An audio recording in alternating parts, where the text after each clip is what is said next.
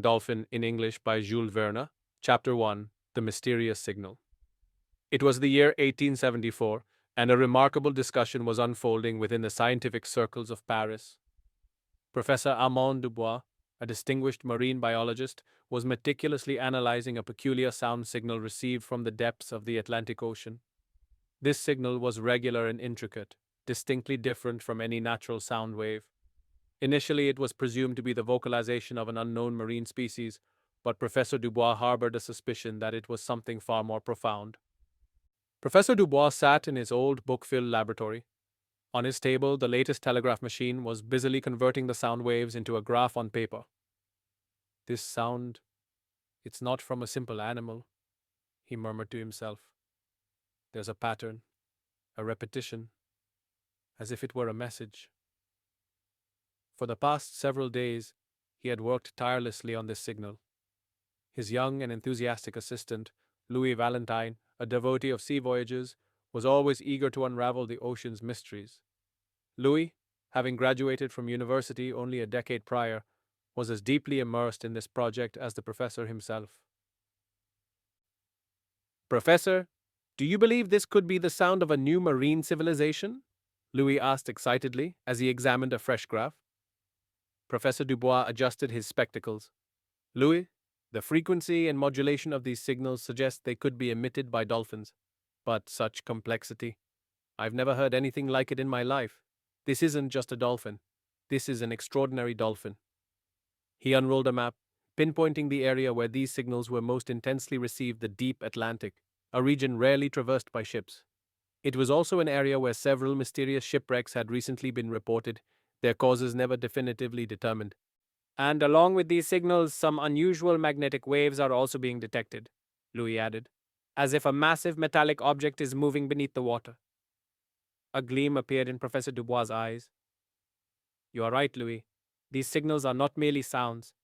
They are pointing towards a scientific mystery. We must go there. We must uncover the secret of this enigmatic magnifying dolphin and what lies with it."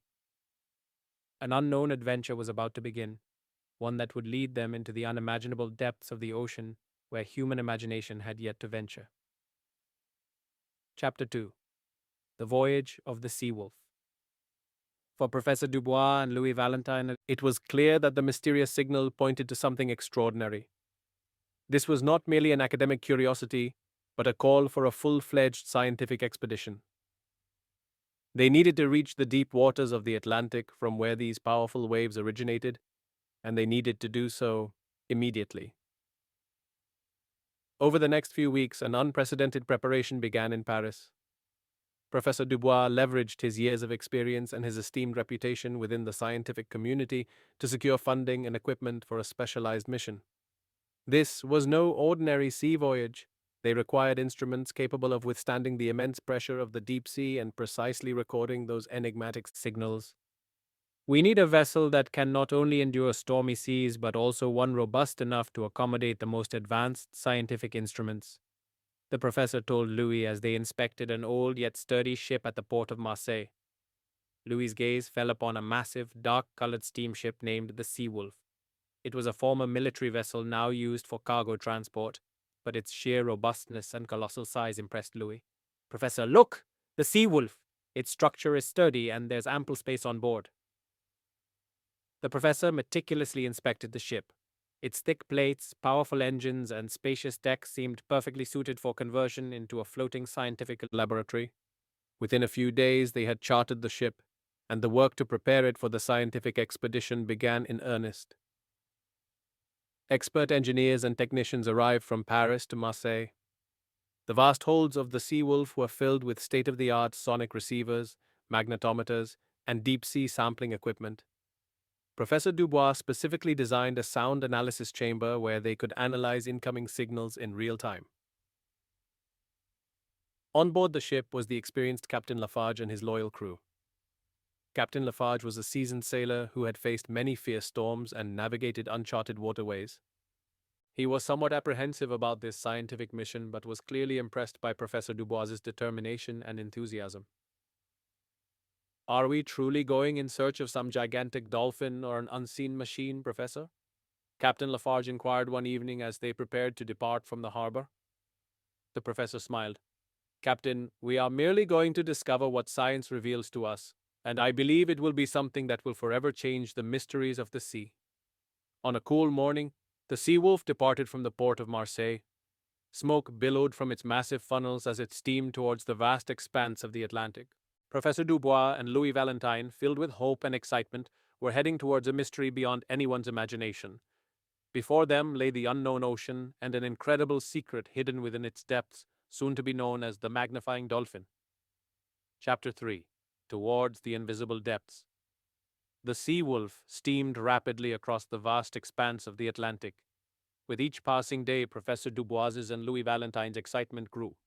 The ship's expansive scientific chamber was now fully operational, its instruments continuously capturing signals emanating from the ocean's depths.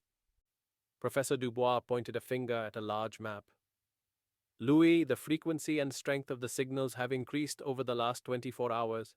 We are approaching our target. Louis carefully studied the map. And these magnetic anomalies have also intensified, Professor. This could indicate a very large metallic object, just as you initially surmised. Life on the ship revolved around the scientific mission. Captain Lafarge and his crew were now also becoming interested in the mystery.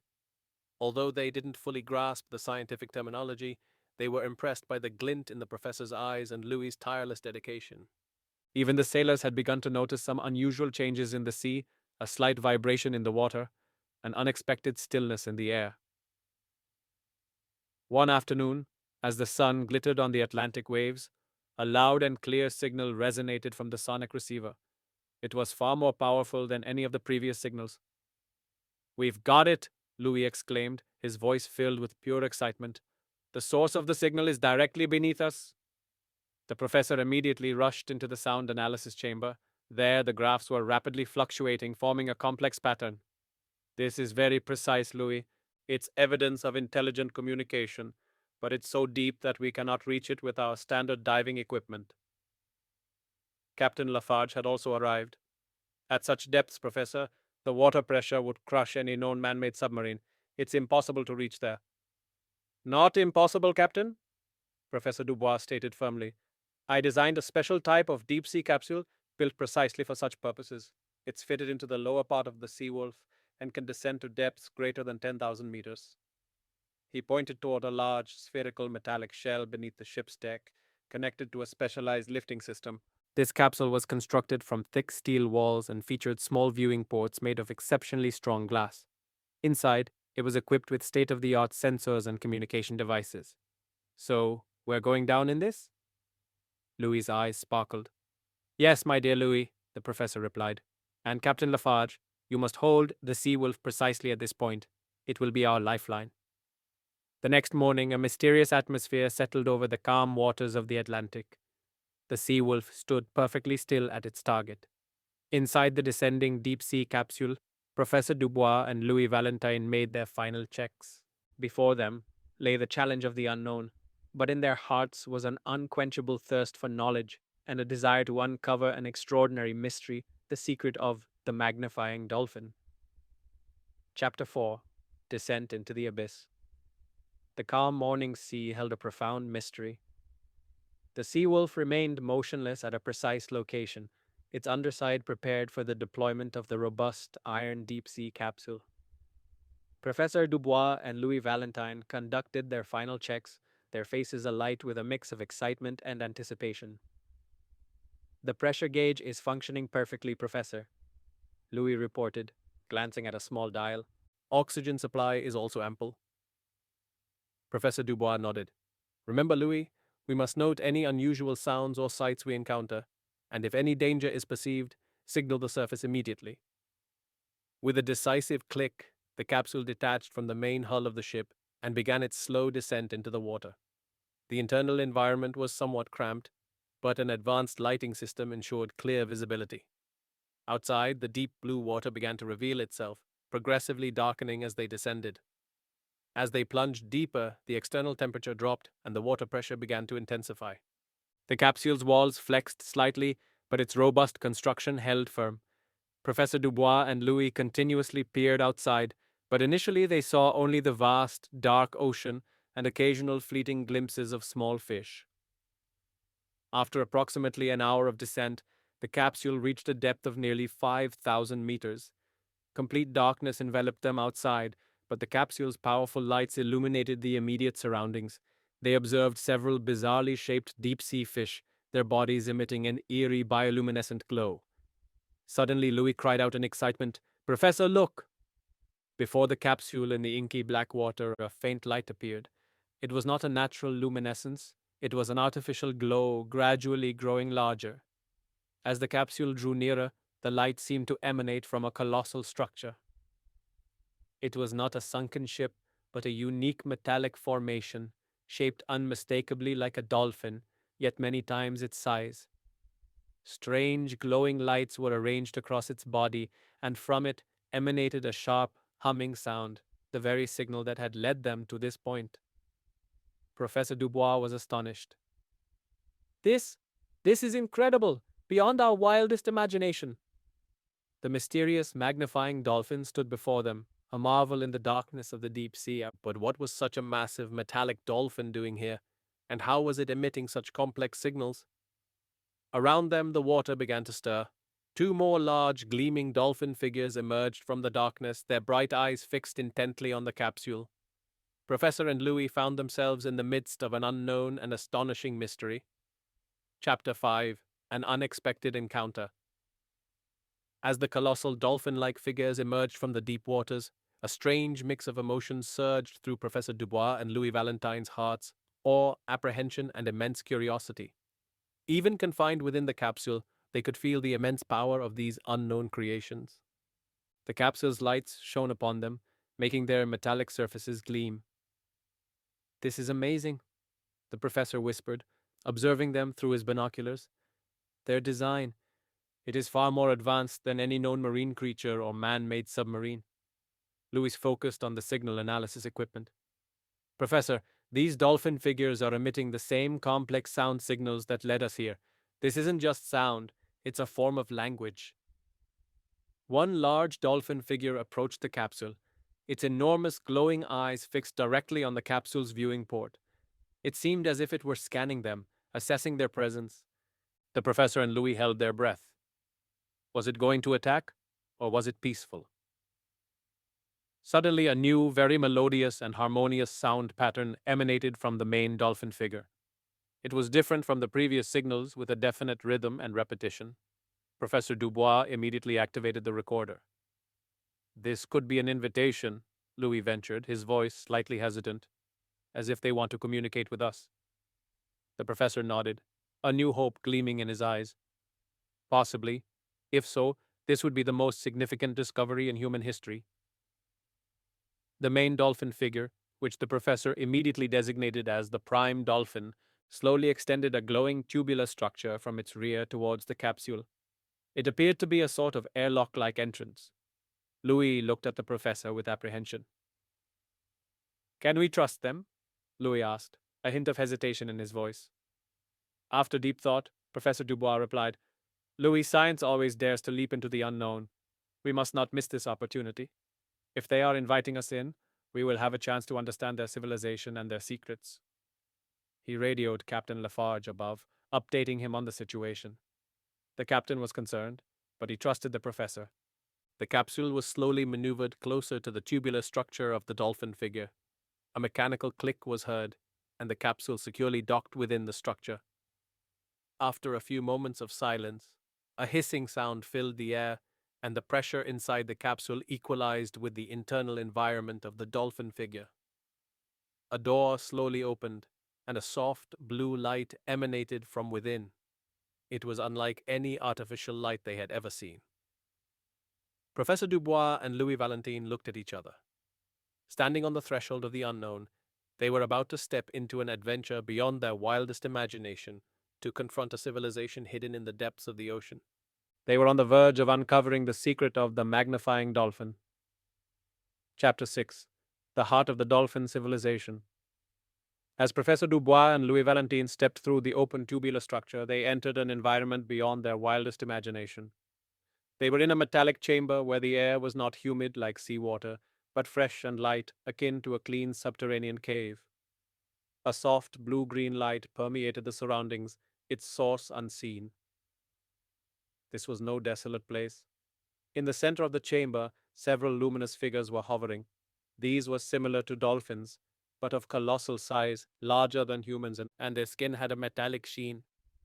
They were not merely living creatures, they appeared to be an astonishing blend of mechanical and biological components. Their eyes glowed with intelligence, and their bodies were adorned with various complex devices and sensitive antennae.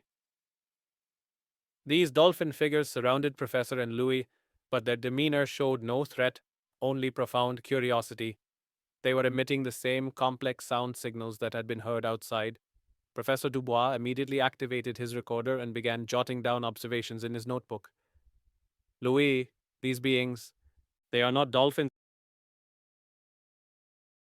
as we know them, the professor whispered, his face filled with awe.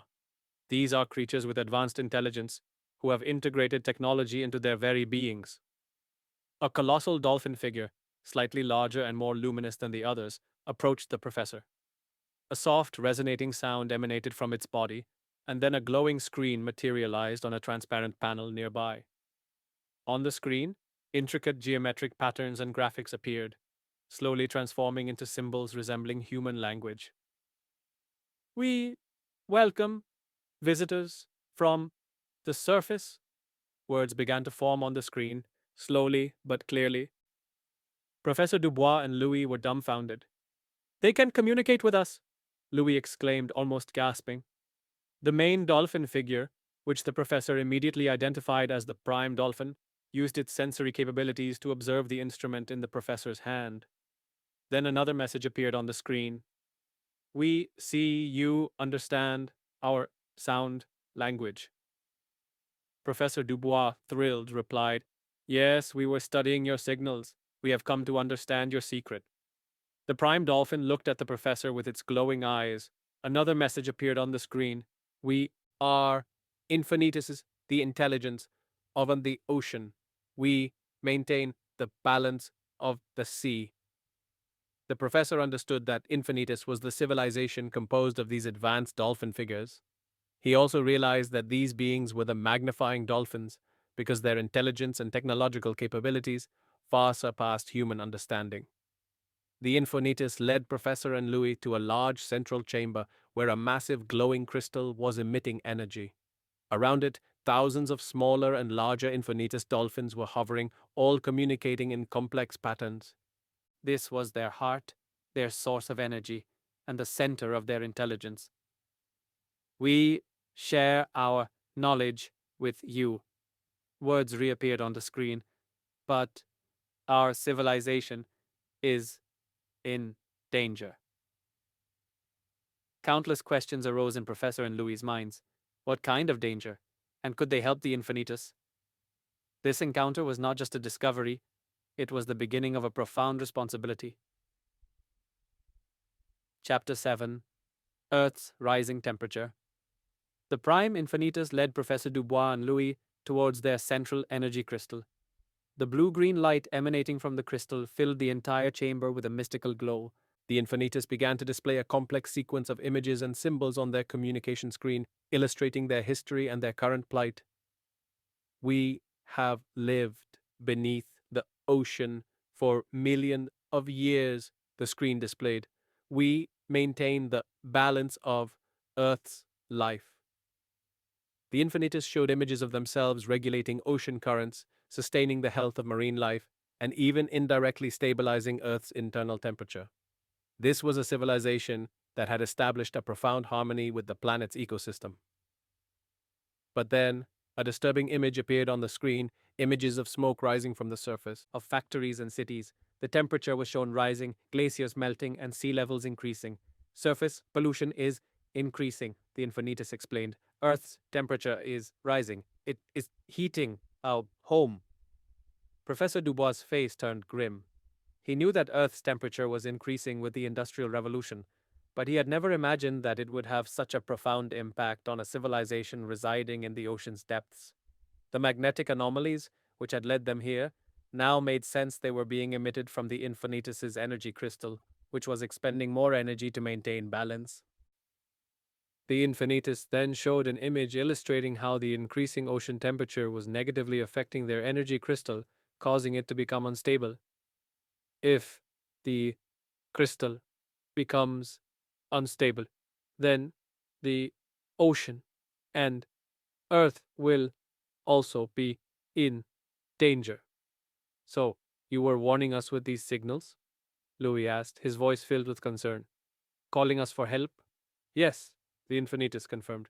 We recognized scientists from humanity and sent you a message.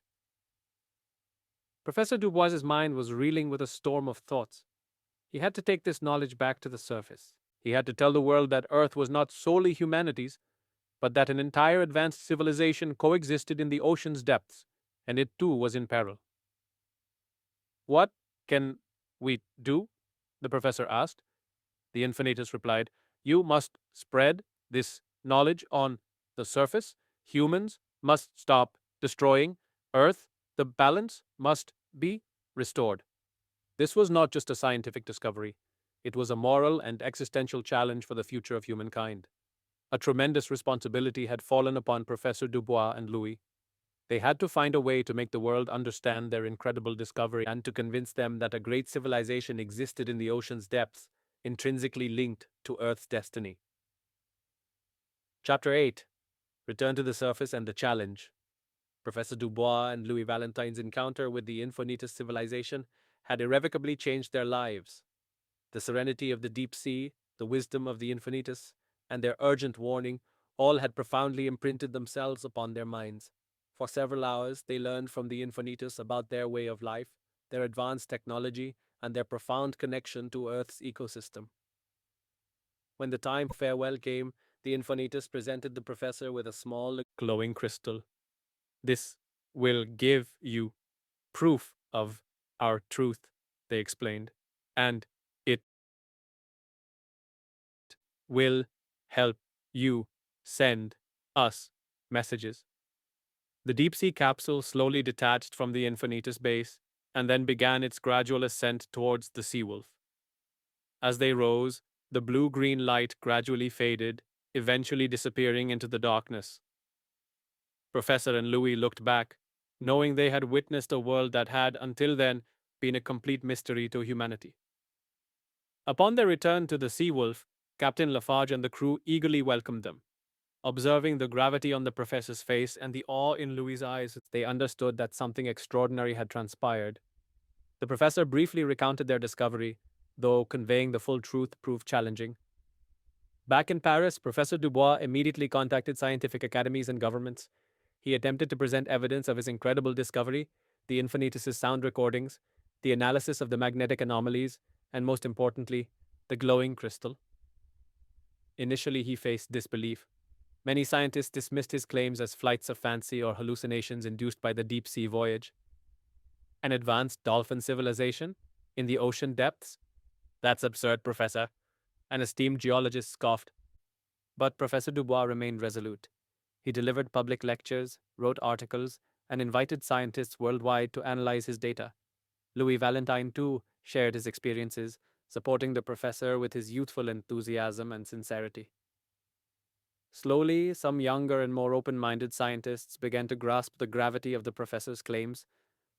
The glowing crystal, when analyzed in the laboratory, exhibited unique energy characteristics that matched no known material on Earth. This was concrete proof. Professor Dubois and Louis made it their mission to warn the world about the escalating temperatures and pollution affecting Earth. They explained that the Infinitus, guardians of the sea, were also struggling with this threat, and if their civilization perished, the entire planet's delicate balance would be irrevocably disrupted. This was not merely a scientific discovery, it was a global appeal. Professor Dubois and Louis knew that their greatest adventure had just begun to convince humanity that they were not alone, and that they must protect their planet. The secret of the Magnifying Dolphin was no longer just a scientific enigma, but a vital message for the future of humanity.